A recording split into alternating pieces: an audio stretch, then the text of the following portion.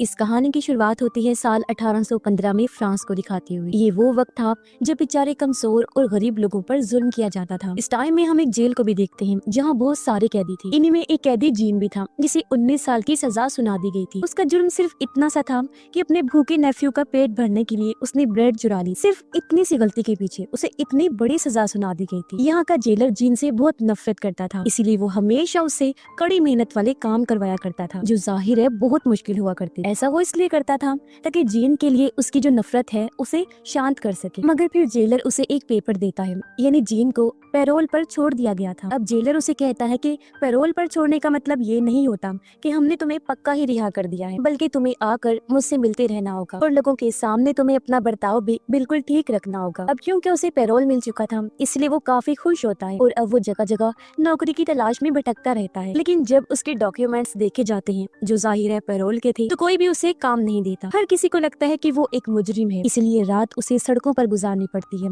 और दिन नौकरी की तलाश में। अब एक दिन एक प्रीस्ट उसके पास आए। उन्हें जीन की हालत देखकर तरस आ गया। वो उसे अपने घर ले आते हैं और अपने साथ बिठाकर उसे चांदी के बर्तनों में खाना खिलाते हैं। अब चांदी के बर्तन देखकर उसके दिल में लालच आ गया, इसलिए रात को सबके सोने के बाद वो चांदी के बर्तन चुरा कर वहाँ से भाग जाता है। लेकिन जल्द ही प्रीस्ट के लोग उसे पकड़ लेते हैं और फौरन उसे प्रीस्ट के सामने लाया जाता है। वो बहुत डरा हुआ था। प्रीस्ट अपने लोगों से कहते हैं कि ये चांदी के बर्तन मैंने ही इसे दिए थे, इसलिए इसे छोड़ दिया जाए। अब सबके जाने के बाद वो जीन को कहती है कि तुम बुरे नहीं हो, मैंने तुम्हारे अंदर अच्छाई देखी है और अब मैं चाहता हूँ कि तुम इन चांदी के बर्तनों से एक नई जिंदगी की शुरुआत करो, एक अच्छे इंसान बनो और जैसे आज मैंने तुम्हारी मदद की है तुम भी कल को इसी तरह किसी की मदद करना जब भी तुम्हें मौका मिले। अब ये सुनकर जीन हैरान होने के साथ साथ खुश भी हो जाता है। उसने प्रीस्ट का शुक्रिया अदा किया, जिसके बाद वो अपने पैरोल के पेपर को फाड़ कर एक नई जिंदगी की शुरुआत करने के लिए शहर ही छोड़ के चला जाता है। इसके बाद कहानी में 8 साल गुजर गए और हमें फिर से जीन दिखाया जाता है। उसकी आज खुद की एक फैक्ट्री है और जिस जगह पर वो रहता है वहाँ का मेयर है। उसकी फैक्ट्री में एक लड़की काम किया करती थी जिसका नाम फैंटीन होता है। उसकी एक बेटी भी थी जिस बारे में किसी को पता नहीं होता क्योंकि उसकी शादी नहीं हुई थी और उसकी बेटी अपने अंकल के साथ रहती थी। और आज जब उसके साथ काम करने वाली औरतों को ये पता चला कि बिना शादी की उसकी बेटी है, तो सब उसके खिलाफ हो जाती हैं और उसे बुरा भला बोलने लगती हैं। शोर सुनकर जीन भी यहाँ आ गया, पर इससे पहले वो सबको शांत करता उसकी नजर जेलर पे पड़ जाती है जिसका पैरोल तोड़कर वो भागा था। पता चलता है कि उसका भी ट्रांसफर इसी शहर में हो गया है और अब वो पुलिस चीफ है। अब जीन अपने मैनेजर को कहता है कि तुम सबको शांत करो और खुद वो पुलिस चीफ से बात करने चला जाता है। अब जीन का मैनेजर, जिसकी पहले ही फैंटीन पर बुरी नजर थी, आज वो इस मौके का फायदा उठाता है। वो अजीब तरह की हरकतें उसके साथ करने लगा। तब गुस्से में आकर फैंटीन उसके मुंह पर जोरदार थप्पड़ मार दी, जिससे मैनेजर को इतना गुस्सा आया कि वो उसे काम से ही निकाल देता है, जिस बात से जीन पूरी तरह अनजान था। अब जब जीन पुलिस चीफ से मिलने आया तो उसे लगता है जैसे वो जीन से पहले भी कहीं मिल चुका है। इस बारे में वो पूछता भी है, लेकिन जीन साफ साफ मना कर देता है। इनकी बातें चल ही रही थी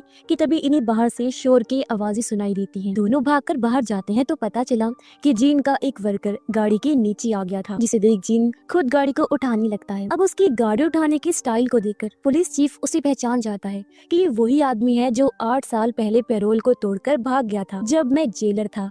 लेकिन फिलहाल उसके पास जीन के खिलाफ कोई सबूत नहीं होता। अब फैंटीन दिखाई जाती है जिस बेचारी को पैसों के लिए अपने बाल बेचने पड़ते हैं, लेकिन ये पैसे उसके लिए काफी नहीं थे, इसलिए मजबूर होकर उसे वो काम भी करना पड़ता है जो वो कभी करना भी नहीं चाहती थी। असल में उसे अपनी बेटे के लिए अंकल को किसी भी हाल में पैसे भिजवाने थे, जिस वजह से ये तो उसे करना ही था। अब ऐसे ही कई दिन गुजर गए। एक दिन फैंटीन की तबीयत बहुत ज्यादा खराब हो जाती है और उसके साथ एक आदमी जबरदस्ती करने की कोशिश करता है, जिस गुस्से में आकर वो उसके मुंह को नोच के रख देती है, जिस वजह से यहाँ पुलिस चीफ को बुलाया गया। तब वो आदमी झूठ बोल देता है कि मैं तो सिर्फ यहाँ से जा रहा था, लेकिन इसने मेरे ऊपर हमला कर दिया। ये सुन फैंटीन रोने लगी। अपनी सफाई में बोलती है कि ये आदमी झूठ बोल रहा है, मैंने इसे तब नुकसान पहुंचाया जब इसने मेरे साथ जबरदस्ती करना चाहिए। लेकिन पुलिस चीफ उसकी बातों पर यकीन नहीं करता और उसे जेल जाने की बात करता है। तब वो कहती है कि अगर मैं जेल चली गई तो मेरी बेटी का क्या होगा, अभी वो बहुत छोटी है। अब उसकी ये बात जीन ने सुन ली थी। साथ ही वो फैंटीन को पहचान भी लेता है कि ये मेरी ही वर्कर है, इसीलिए वो पुलिस चीफ को कहता है कि इसे छोड़ दो।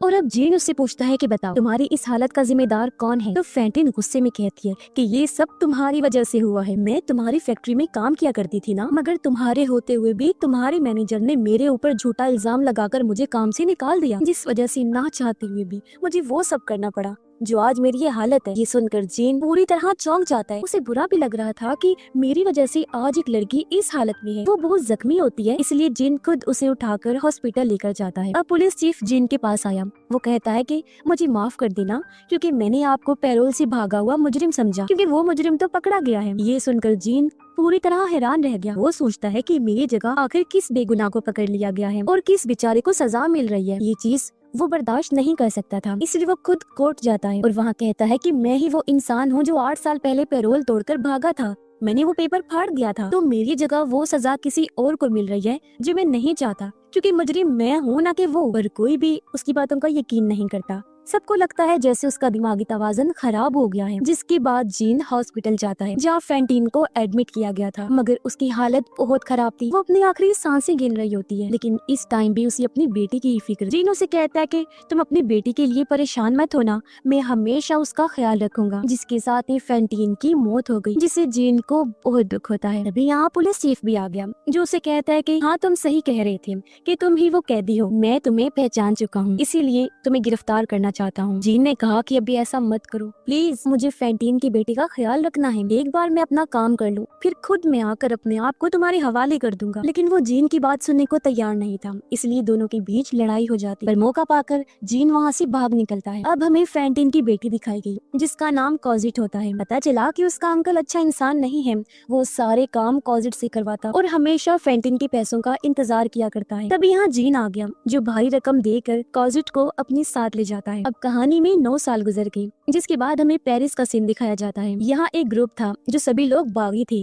और गवर्नमेंट के खिलाफ बगावत पर उतर आई थी, क्योंकि उन्हें गवर्नमेंट के असूल पसंद नहीं थे और इन बेचारे गरीब लोगों का ख्याल नहीं किया जाता था। इन्हीं में एक लड़का भी शामिल था जो स्टूडेंट होता है, और अब जब वो कॉजिट को देखता है तो पहले ही नजर में उसे प्यार हो जाता है। वो पिछले 9 सालों से जीन के साथ रह रही थी और उसने ही कॉजिट को पालकर बड़ा किया था। अब इस भीड़ में वो स्टूडेंट लड़का उसे हर जगह ढूंढने की कोशिश करता है, लेकिन कॉजिट उसे कहीं भी नहीं मिलती। फिर कॉजिट की अंकल और उसकी पूरी फैमिली भी पेरिस आ जाते हैं। वो जीन को देखते ही उसे पकड़ लेते हैं और कॉजिट के बदले में उसे और पैसों की मांग करते हैं। इतनी ही देर में यहाँ पुलिस चीफ भी आ गया, जिसे देखते ही जीन और कॉजिट भाग जाते हैं। तब पुलिस चीफ कॉजिट के अंकल के पास आया, लेकिन उसने झूठ बोल दिया कि एक आदमी मेरी बेटी को मुझसे चुरा कर भाग गया है। ये सुन पुलिस चीफ ने कहा कि तुम फिक्र मत करो, हम जल्द ही उस आदमी को ढूंढ कर तुम्हारी बेटी को तुम्हारे पास ले आएंगे। उधर वो स्टूडेंट अपने बागी साथियों के साथ था, जहाँ एक बच्चा आकर उन्हें खबर देता है कि जनरल की मौत हो गई है। ये सुनकर स्टूडेंट और सभी काफी दुखी हो जाते हैं, क्योंकि जनरल ही वो इंसान थे जो हमेशा गरीबों का साथ दिया करते थे। तभी स्टूडेंट के पास उसकी दोस्त आई, जिसे उसने कॉजिट को ढूंढने का काम दिया था। वो बताती है कि मैंने उसे ढूंढ लिया है। दरअसल स्टूडेंट की इस दोस्त को पता नहीं होता कि कॉजिट उसकी कजन है, क्योंकि ये लड़की कॉजिट के अंकल की बेटी होती है। अब कॉजिट का सुनकर वो काफी खुश हो जाता है।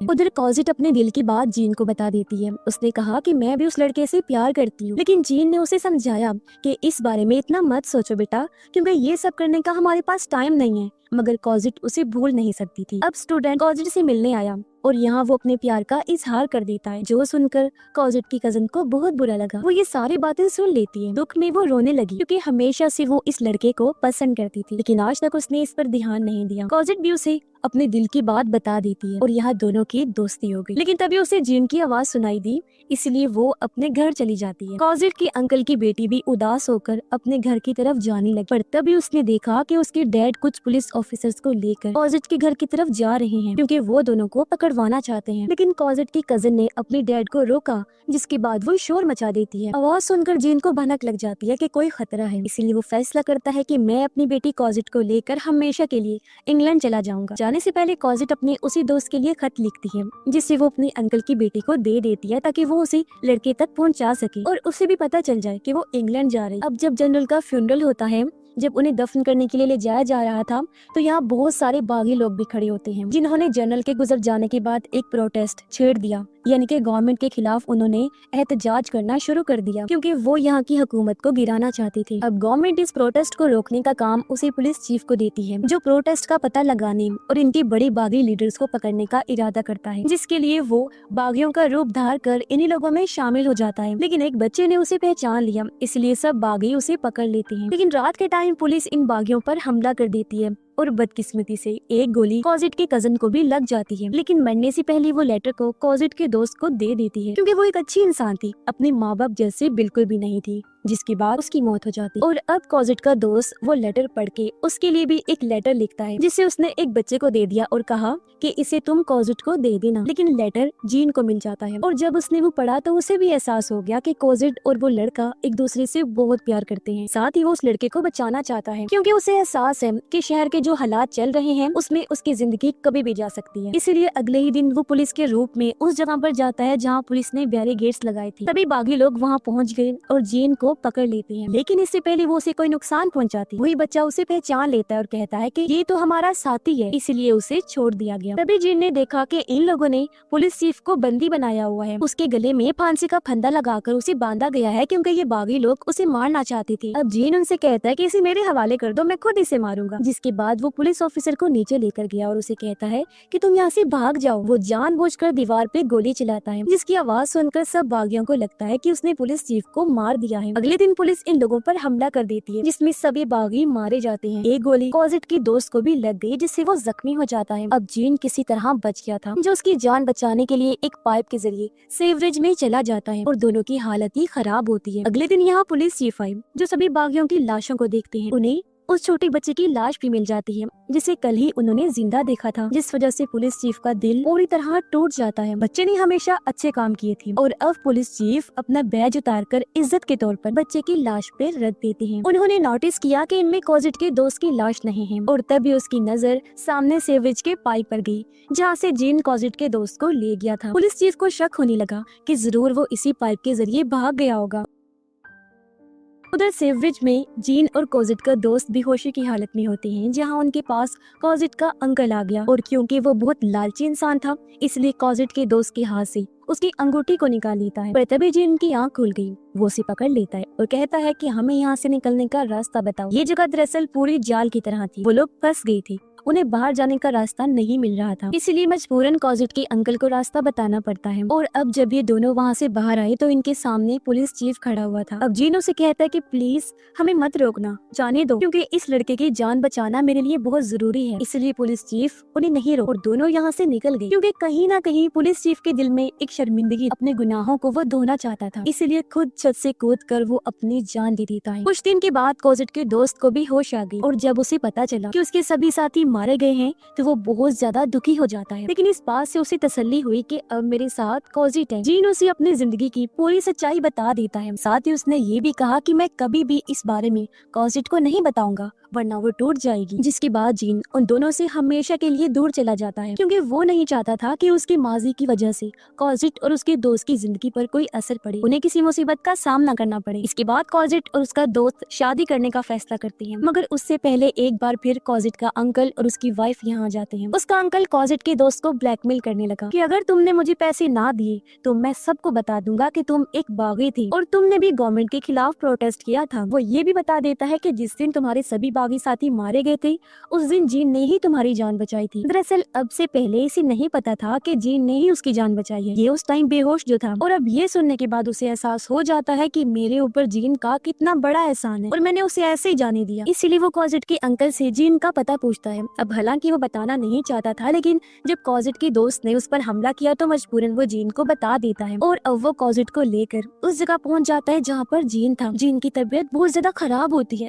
वो बिल्कुल अकेला था। अपनी जिंदगी की वो आखिरी सांसें ले रहा होता है। मरने से पहले फैंटीन की आत्मा उसके पास आई और कहती है कि तुम्हारा बहुत बहुत शुक्रिया, तुमने मेरी बेटी का इतना ध्यान रखा। इतनी ही देर में यहाँ कॉजेट और उसका दोस्त भी आ जाते हैं। अब जीन मरते मरते कॉजेट को एक खत देता है और कहने लगा कि मेरे गुजर जाने के बाद ये खत जरूर पढ़ना। इतना बोलकर उसकी भी मौत हो जाती है, जिसे कॉजेट और उसका दोस्त पूरी तरह टूट जाते हैं। मरने के बाद हमें जीन की आत्मा दिखाई गई जो फैंटीन के साथ होता है, या वो प्रीस्ट को भी मिलती है, जिसके एक एहसान ने जीन की पूरी जिंदगी बदल के रख दी। अगर उन्होंने उसे वो चांदी के बर्तन और वहाँ से भागने का मौका ना दिया होता तो शायद वो पूरी जिंदगी जेल में सड़कर गुजारता। हालांकि उसकी जिंदगी का कोई मतलब नहीं था, मगर उसने अच्छे काम किए जिस वजह से उसकी जिंदगी का मकसद ही बदल गया। और जैसा कि प्रीस्ट ने कहा था कि दूसरों की मदद करना तो इस बात पे उसने खूब अमल किया। जब भी उसे मौका मिला उसने हर किसी की मदद की, जिस वजह से उसने खुशी खुशी मौत को गले लगाया। और जो लेटर उसने कॉजिट को दिया था उसमें जीन की पूरी सच्चाई थी, यानी कि उसे भी जीन की माजी के बारे में सब कुछ पता चल गया था। इसलिए हमेशा वो भी जीन को अच्छे लफ्जों में याद करेगी और उसकी आत्मा को भी सुकून होगा कि मैंने किसी से कुछ नहीं छुपाया। वो सबके दिलों में एक जगह बना गया था, इसलिए मरने के बाद भी इतना खुश था। और इसी के साथ ही